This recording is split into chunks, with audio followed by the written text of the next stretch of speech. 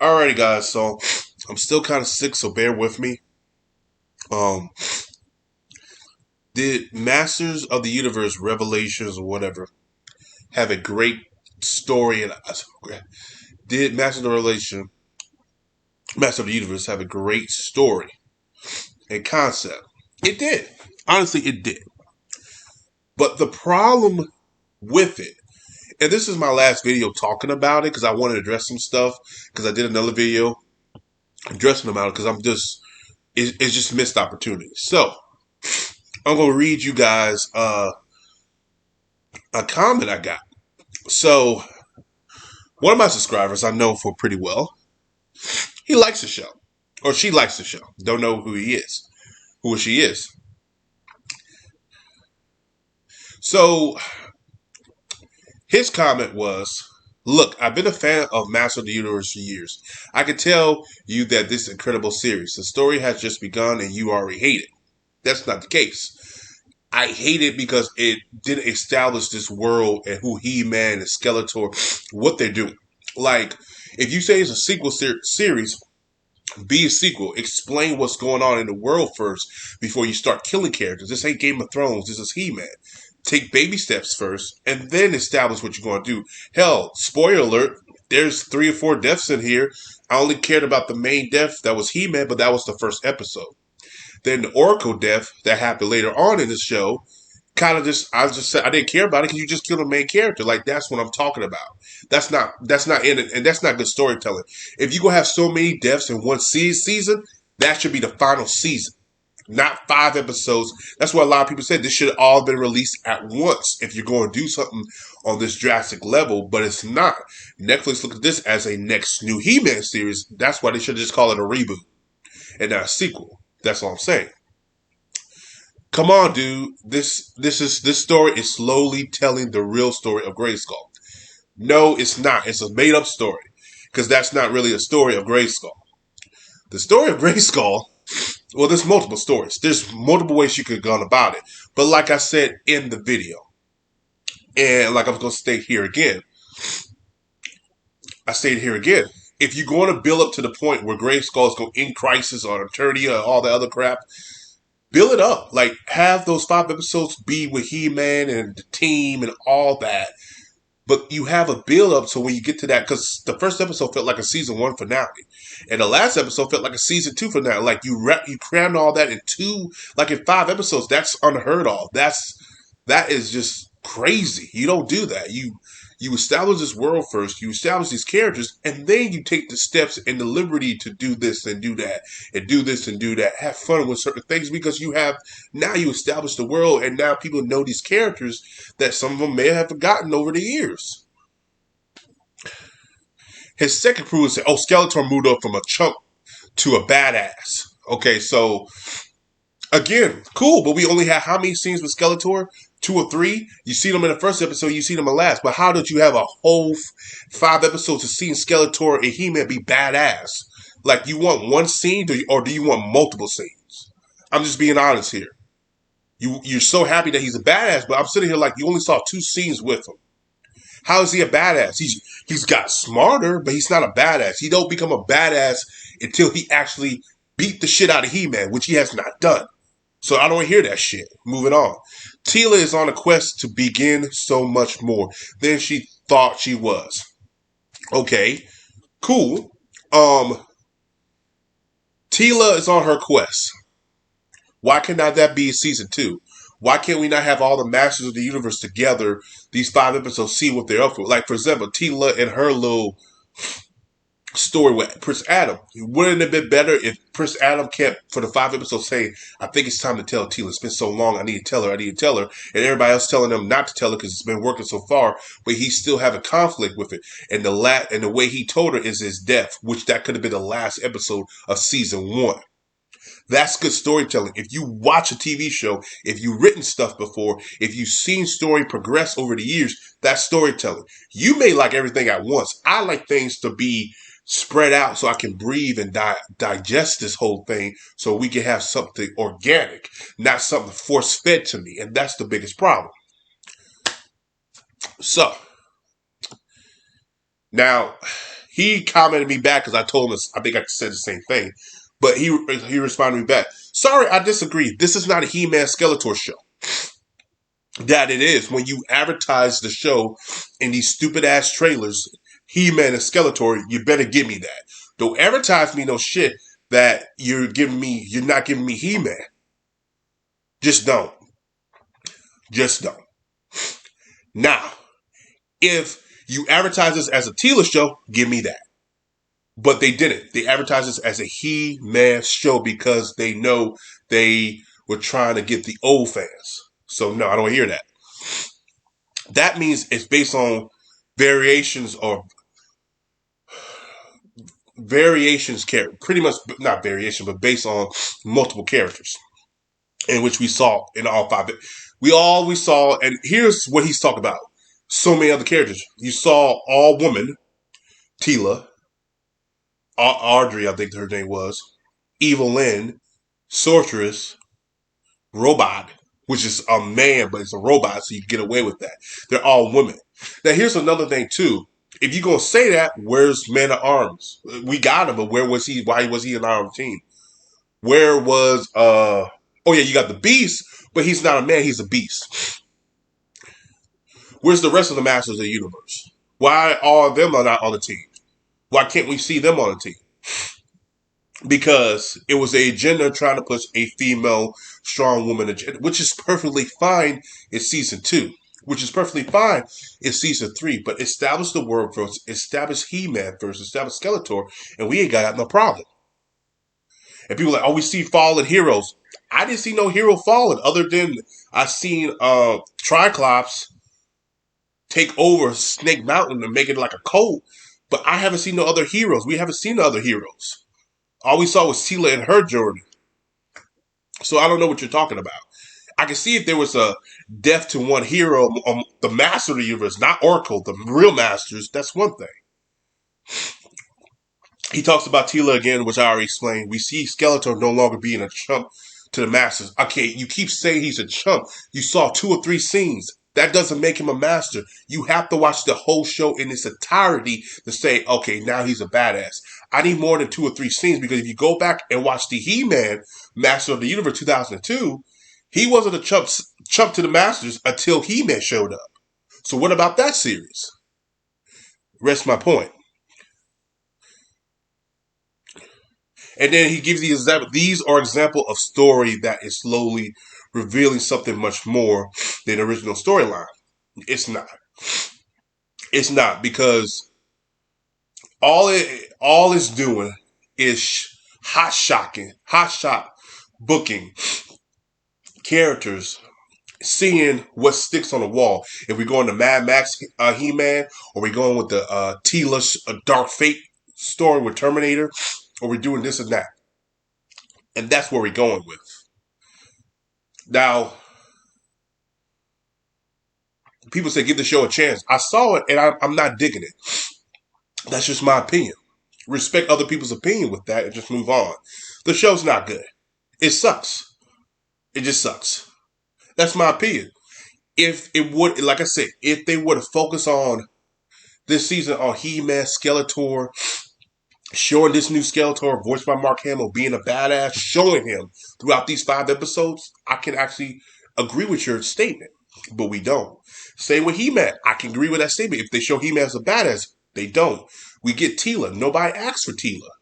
If you were on the internet asking for Teela, you are one out of how many people? Because I can tell you right now, nobody asks for it.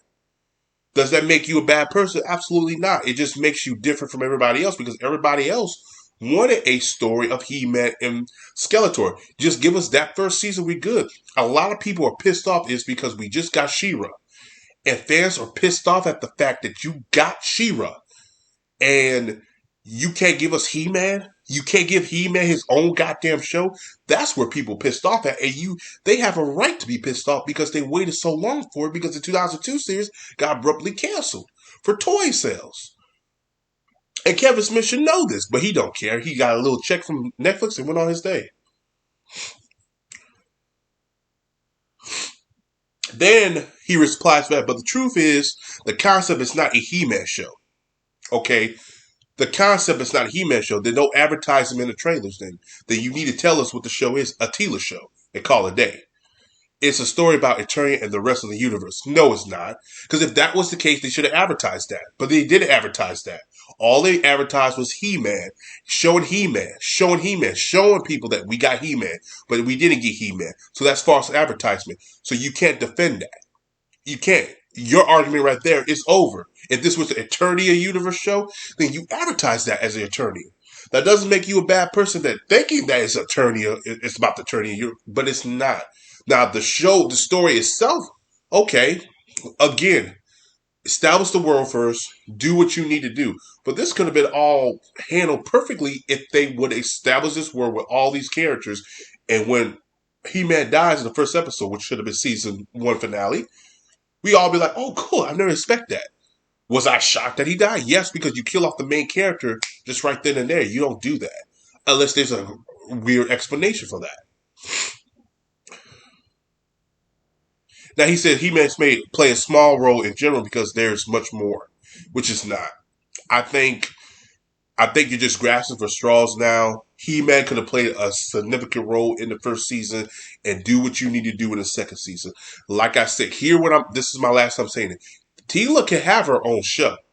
Tila can have her own season, but season 2, you need to establish this world first, establish these characters first, establish where they're going, what they've been up to. Is He-Man still keeping the secret from her? Okay, show us how He-Man is fighting the fact of not telling her. Show how Adam is still going back and forth and not telling her. And then when he slips up Hibatu, people stops him. And then he dies, and she finds out that way. Then I can understand why she could be mad, because this motherfucker had all the time to tell it. But we didn't see that. We just saw one episode of her, and then she got mad. Like, that's not good storytelling. That's poor storytelling. You're trying to push something so fast so you can move to this. Don't do that. Especially with a show we haven't seen in 20-something years. If you go by the 80s, 40-something years. Maybe longer than that. Don't do that.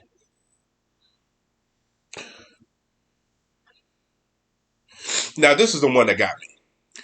He said the DC universe is not about Superman. It's about the majority of characters. But here's the thing. When you do this, he tried to compare this as Crisis. So if you do Crisis, cool. You can do Crisis. But there's a build-up to that.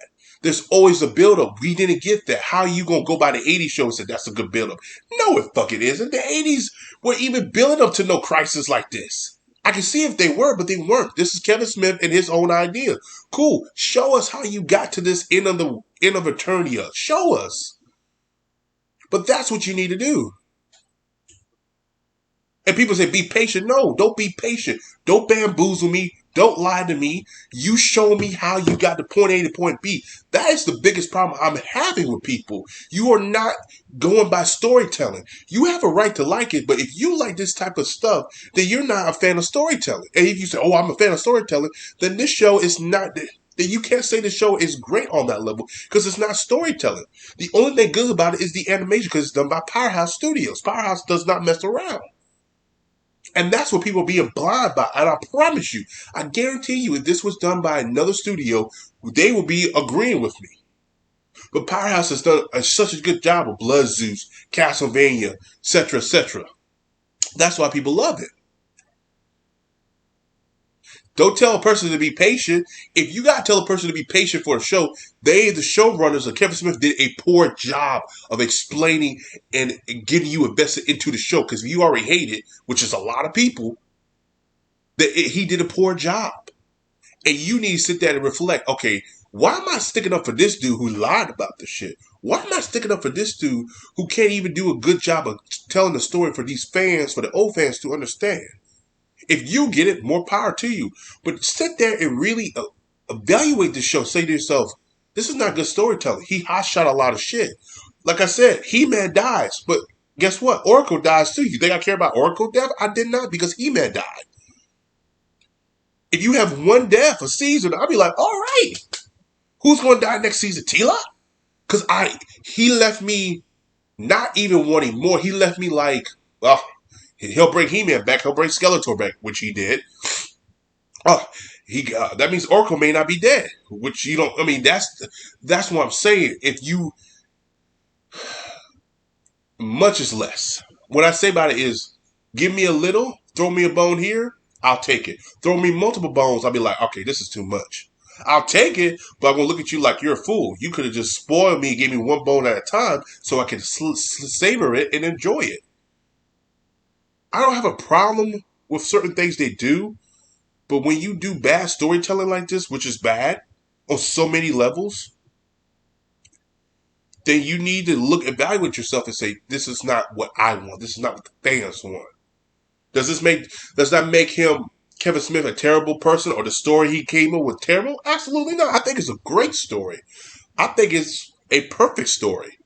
Just handled poorly.